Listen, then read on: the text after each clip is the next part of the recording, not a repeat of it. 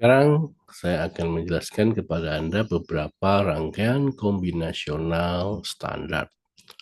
Yang pertama adalah rangkaian decoder. Decoder adalah suatu rangkaian yang memiliki input sebanyak N dan output sebanyak 2 pangkat N. Setiap kombinasi dari input akan mengaktifkan salah satu dan hanya satu output. Seperti kita lihat contoh di sini.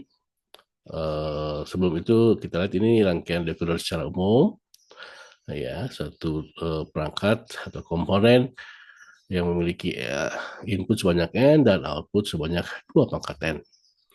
Ini contoh decoder yang kita sebut decoder 3 ke 8. Kenapa? Karena dia memiliki 3 input.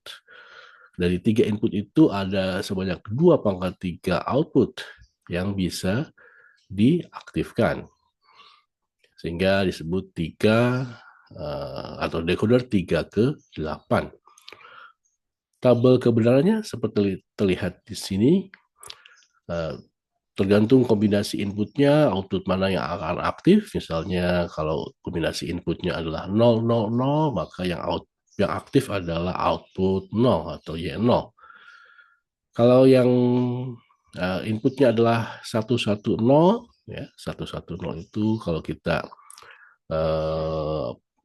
kita desimalkan, ya, itu adalah output nilainya 6, maka yang aktif itu adalah output ke-6 dan seterusnya.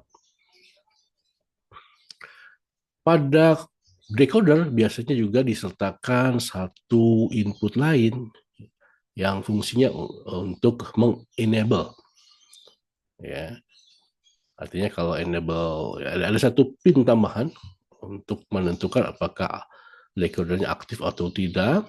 Ini yang disebut dengan enable input. Output dari atau decoder tidak akan aktif apabila enable tidak diaktifkan.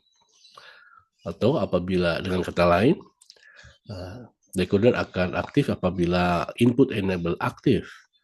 Sedangkan decoder tidak akan aktif kalau input enable-nya tidak diaktifkan. Seperti pada gambar ini, kita lihat. Atau melalui, bisa kita lihat juga melalui persamaannya.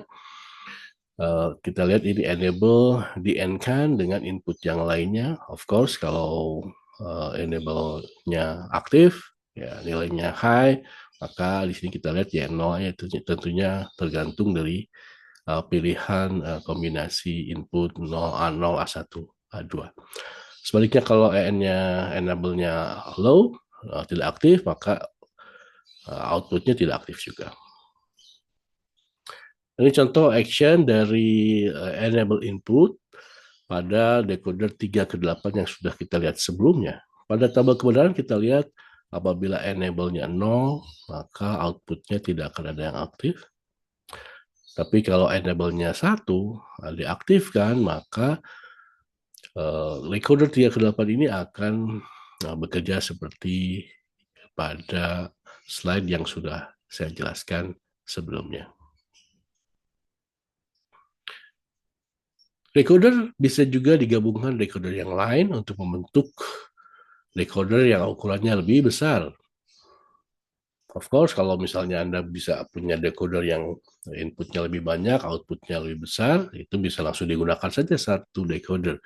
Tapi seandainya Anda ingin menggabungkan atau memiliki kebutuhan untuk menggabungkan beberapa decoder, maka bisa dilakukan. Gambarnya seperti yang sebelah sini, misalnya kita mau menggabungkan decoder 3 ke 8, kita menggabungkan 2 decoder 3 ke 8, maka kita akan memiliki misalnya bentuknya seperti ini, rangkaiannya, maka kita bisa memiliki suatu decoder yang memiliki 4 input, ya, dengan output sebanyak 16 dengan kombinasi seperti ini misalnya, ya. Jadi misalnya untuk nilai-nilai A0 sampai A3, yang A3-nya itu kita lihat A3 ini dihubungkan ke pin enable dari decoder yang pertama, dihubungkan melalui suatu inverter Nah, artinya kalau A3 ini menilai low, ya, maka decoder yang pertama ini akan high atau akan diaktifkan. Sedangkan decoder yang kedua itu akan tidak aktif kalau A3-nya low, seperti ini ya. Yang akan aktif adalah decoder yang atas ini. Sedangkan output decoder bawah itu akan tidak aktif apabila A3-nya 0. Sebaliknya kalau A3-nya 1, maka yang aktif adalah decoder yang bawah. Kita lihat di sini ya. Dan decoder atas ketika A3-nya high itu akan di-invert logiknya menjadi low, sehingga decoder yang atas itu akan jadi tidak aktif apabila A3-nya high.